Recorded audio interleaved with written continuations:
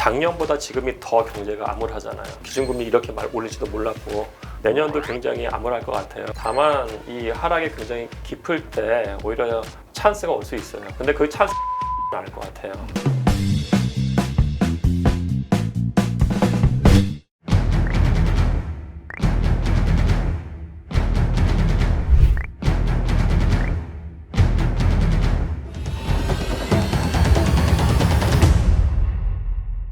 안녕하세요 교수님. 1편에서 전하지 못한 이야기 따끈한 신간책이 나왔더라고요. 축하드립니다. 감사합니다. 저도 잠깐 봤는데 너무 잘 쓰신 것 같더라고요. 네, 감사합니다.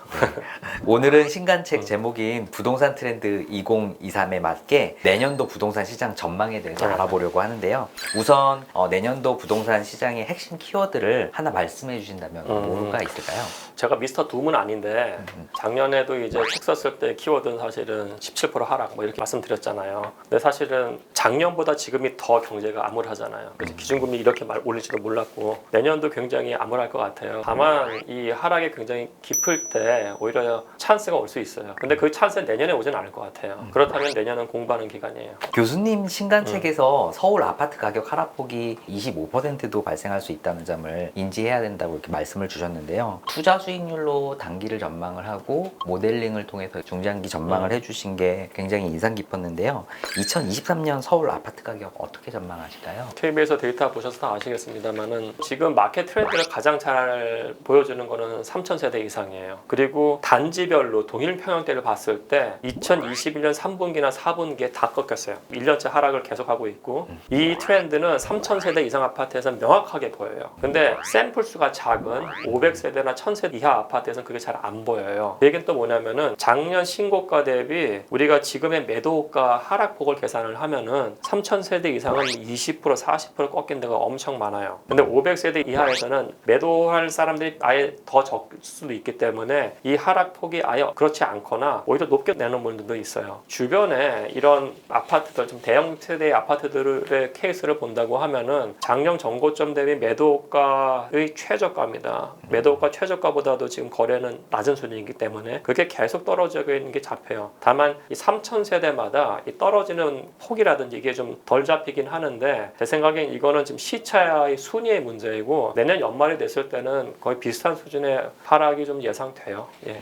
이런 말씀 들으면 너무 겁이 나더라고요. 그래서 서울만 이러진 않을 것 같은데 지방도 어떻게 될 거라고 예상하실까요? 지방은 사실 더 위험하죠. 수도권에서 2,500만 명이 거주를 하잖아요. 근데 그 중에서 가장 상위 시장이 서울이기 때문에 만약에 소득 수준이 다 동일하다고 하면은 많은 분들이 서울로 오려고 할 거예요. 그럼 서울은 대기 수요가 있는데요. 근데 지방의 광역시들 봤을 때 그 대기 수요가 있냐고요. 우선 인구가 다 줄고요. 더 큰 문제는 뭐냐면은 올해하고 내년에 한 번씩 공급 충격이 와요. 특정 지역 말씀드려서 죄송한데 그 대구 같은 경우에는 지난 10년간을 봤을 때 1년에 평균 한 13,000세대가 공급이 돼요. 아파트가. 그게 적정한 수치인 것 같아요. 근데 작년하고 내년에 한 번씩 3만 세대가 나와요. 그래서 여기 지금 미분양이 굉장히 많이 쌓이고 있어요. 근데 이게 단순히 대구의 문제가 아니고 광역시가 지금 다 한 번씩 공급 충격이 아직도 올 가능성이 높기 때문에 광역시는 굉장히 힘들 겁니다. 지방 광역시는. 일단 이번에 좀 다른 각도에서 한번 좀 여쭤볼게요. 전국적으로 이제 PIR, 우리가 얘기하는 소득 대비 주택 가격이라고 하는 프라이스 인컴 레이시오가 2017년 대비 현재 굉장히 많이 오른 상태더라고요. 서울 같은 경우에는 2017년 PIR이 9.3이었는데 2022년 PIR이 이제 14.8로 나타나는데요. 이거는 어떻게 해석하면 될까요? 자산 가치가 증가할 때 사람들의 근로소득의 증가 속도가 훨씬 낮다는 거고 그게 이번에 완전히 보여준 거고요. 사실 일반적으로 이제 PIR은 좀 계산하기 제가 좀 힘들어가지고 보통 이제 자기 소득 대비 1년치 주거 비용을 한 30%에서 40%를 써요.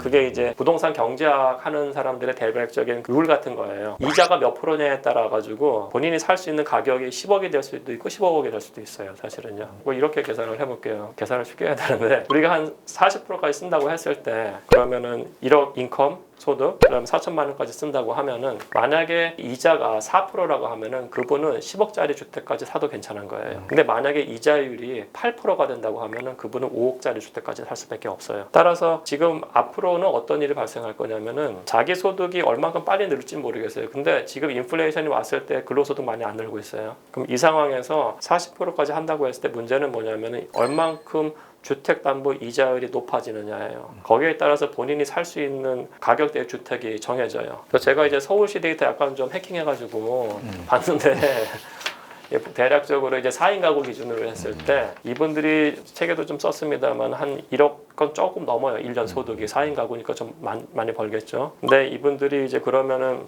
대략적으로 한 4,500에서 5,000 정도 주택을 살 수 있는 거고 그게 한 이자율이 5% 되면 한 7억까지 가더라고요. 그래서 가격이 많이 떨어진다고 하더라도 7억이 방어선이 될 수가 있어요. 7억이. 그러니까 이론적으로는 많이 떨어지는데 만약에 7억을 깨진다. 7억까지 다시 올라갈 수가 있는 겁니다. 그렇기 때문에 그 지난번에도 말씀드렸지만은 과도하게 패닉에 걸려가지고 주택을 던지는 거는 지금은 자중해야 돼요. 우선 버텨야 돼요. 상황이 어떻게 될지 모르기 때문에. 예.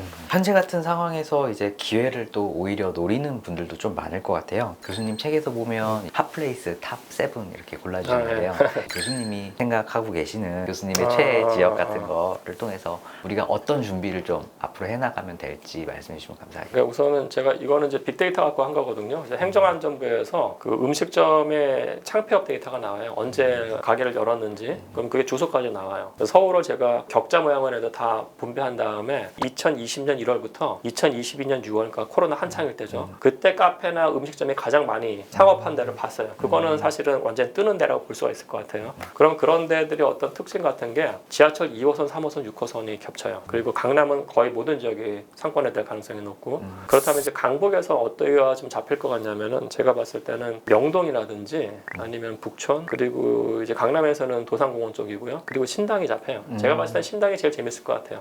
작년에 말씀해주신 지역들도 지금 굉장히 좋은 성과를 좀 보이고 있는 지역이더라고요. 네. 아유 감사합니다. 또 이렇게 또 힌트를 또 주셔가지고 마지막으로 혹시 교수님 저에게 좀 해주실 말씀 있으시면 한 말씀 좀 부탁드리겠습니다. 예, 뭐 제가 사실은 뭐 나이가 그렇게 많지는 않지만은 그래도 반백살 살고 부동산에 대해서 저는 어렸을 때부터 관심이 있었어요. 그래서 봤을 때 이 부동산이 사이클이 굉장히 있거든요. 근데 이 사이클과 함께 어떤 외부 변수가 들어올지는 아무도 몰라요, 사실은. 그래서 지금 단계에서 과도하게 막 완전 패닉에 걸려가지고 갑자기 주택을 매도한다든지 그런 선택은 좀 안 하셨으면 좋겠어요. 부동산은 단타가 아니고 장타예요. 본인이 구매하셨을 때 나는 장타로 갈 거라는 생각을 하셨어야 되는 거고 그때 그 생각을 못 하셨다고 하더라도 지금은 무조건 견뎌야 해요. 제가 이거 얘기하면은 뭐 대책도 없이 뭐 이런 소리 하는데 지금 자산을 날린다고 했을 때 나중에 극복할 수 있는 찬스는 더 떨어질 겁니다. 그래서 지금 매우 힘든 시기인 건 다 맞고 모두 다 힘들거든요. 본인이 새로운 뭐 경제 활동을 하든지 해서라도 좀 이 위기를 좀 잘 같이 극복했으면 좋겠어요.